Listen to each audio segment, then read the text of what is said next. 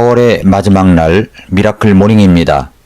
4월의 마지막 날을 보내면서 저는 저의 행복을 생각해 보았습니다. 나는 언제 정말 행복할까? 하는 질문을 내 자신에게 던져보았습니다. 미라클 모닝 방송 말씀을 전하면서 조회수가 많아져서 많은 사람들이 듣고 변화된 모습을 가질 때일까?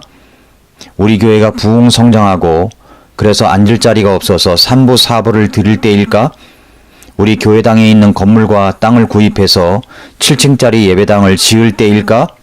그렇게 되면 참 좋겠습니다. 만약에 제가 그런 것에 행복에 초점을 둔다면 저는 행복할 수도 그렇지 않을 수도 있을 것이라고 생각이 됩니다. 그렇다면 내가 정말 행복할 때가 언제일까? 그것은 나 같은 죄인이 구원을 받아서 주님의 종이 되었다는 사실이 첫째 행복이고, 또한 성경적인 성서 침례교회에서 말씀을 전할 수 있고 제가 전하는 말씀을 들을 수 있는 분들이 있다는 사실이 저에게 가장 큰 행복입니다. 그리고 제가 가장 행복할 때가 또 하나 있습니다. 지난 주일 점심 식사 후에 우리 교회에 새로 나오는 청년 김지은 자매를 만났습니다. 제가 만나자고 했더니 나가서 녹차 라떼를 사가지고 와서 제 목양실로 왔습니다. 섬김이 있는 자매구나 라고 생각되었습니다. 모태신앙으로 성장을 했는데 침례교회가 좋아서 왔다고 이야기합니다. 저는 어떤 사람이든 만나면 두 가지 질문을 꼭 합니다. 그래서 제가 두 가지 구원의 확신을 갖고 있는가 하는 질문을 했습니다. 오늘 밤 죽으면 천국에 갈 수 있는 확신이 있습니까? 만약에 내가 죽어서 하나님 앞에 가 섰는데 하나님께서 나에게 내가 너를 나의 천국에 들여보내주어야 할 이유가 무엇이라고 생각하느냐 라고 물으신다면 뭐라고 대답을 하겠습니까? 그렇게 질문을 하고 구원 상담을 했습니다. 모든 복음의 내용을 다 설명하고 이런 내용대로 나의 죄를 회개하고 예수님을 나의 구주와 주님으로 믿고 영접한 적이 있느냐고 하였을 때 자신이 그렇게 하지 못한 것을 인정하고 하나님 앞에 죄를 회개하고 예수님을 영접하는 기도를 드렸습니다. 구원을 받았습니다. 본인도 기쁨이 있겠지만 구령하는 제 자신이 얼마나 기쁘던지 참 감사했습니다. 이것이 저의 행복입니다. 여러분은 어떤 때 행복하십니까? 그 행복의 이유가 무엇입니까? 우리가 살아가다 보면 시련도 만나고 고통도 만날 때가 있습니다. 예수님 믿고 구원받았으니 그 시련이 나에게 오다가 피해갔으면 좋으련만 그렇지 못하고 나에게 정면으로 다가올 때가 있습니다. 내 앞에 시련의 강이 있습니다. 나는 그 강을 건너가야만 합니다. 어떻게 그 시련의 강을 건너갈 수 있을까요? 어제에 이어서 저는 여호수아가 요르단강을 건너는 이야기 속에서 어떻게 우리 앞에 닥쳐있는 시련들, 문제들, 장애물들을 건너갈 수 있는가 하는 말씀의 가르침을 받도록 하겠습니다. 저는 성지 여행 중 요르단 동쪽, 그러니까 이스라엘 백성들이 가나안 땅에서 가기 직전 머물렀던 땅, 길르앗 지파, 갓 지파, 므낫세 반 지파가 머물렀던 장소에서의 일정을 마치고 다시 이스라엘 국경을 넘어갔었습니다. 이스라엘 사람들은 자국의 안전과 보호를 위해서 이스라엘로 들어오는 모든 사람들을 다 간첩이라고 생각하고 검문 검색을 하는 것 같았습니다. 그렇게 무척 까다롭고 불편한 절차를 통해서 우리는 요르단강을 건널 수 있었습니다. 그 옛날 여호수아가 요르단강을 건너는 것에 비하면야 정말로 가벼운 것이라고 생각합니다. 자, 그렇다면 이제 계속해서 여호수아 3장을 통해서 우리 앞에 닥친 장애물, 시련들, 고통들이 있는 강을 어떻게 건너갈 수 있는지, 여호수아가 가나안 땅에 들어가기 위하여 요르단강을 건너는 모습을 통해서 하나님께서 우리에게 가르쳐 주시는 말씀을 계속 받도록 하겠습니다. 첫째로 우선 최선을 다해야 합니다. 이것은 어제 말씀드린 내용입니다. 믿음을 갖고 있다고 손 놓고 있는 것이 아닙니다. 범사에 최선을 다해야 합니다. 내가 할 수 있는 것에 대해서 최선을 다해야 합니다. 또한 둘째로 주님의 인도하심을 따라가야 합니다. 여호수아 3장 3절 4절에 보면 백성에게 명령하여 이르되 너희가 주 너희 하나님의 언약궤와 그 궤를 맨 레위 사람 제사장들을 보거든 너희 처소를 떠나 그것의 뒤를 따르라. 그러나 너희와 그 궤 사이의 거리를 재서 2000 규빗쯤 되게 하고 그것에 가까이 가지 말라. 그리하면 너희가 반드시 가야 할 길을 알게 되리니 너희가 이전에 이 길을 지나지 아니하였느니라 라고 말씀했습니다. 이 백성들이 해야 할 일이 이것입니다. 그것은 하나님의 언약궤를 보고 따라가라는 것이었습니다. 이 언약궤를 보고 따라간다는 것은 무엇을 의미하는 것입니까? 언약궤는 구약에서 하나님의 임재하심과 하나님께서 함께 하심을 말하는 것이었습니다. 언약궤는 하나님의 인도하심을 상징하는 것입니다. 그러니까 언약궤를 보고 따라간다는 것은 하나님의 인도하심을 따라간다는 말입니다. 내 계획대로, 내 생각대로 가겠다는 것이 아닙니다.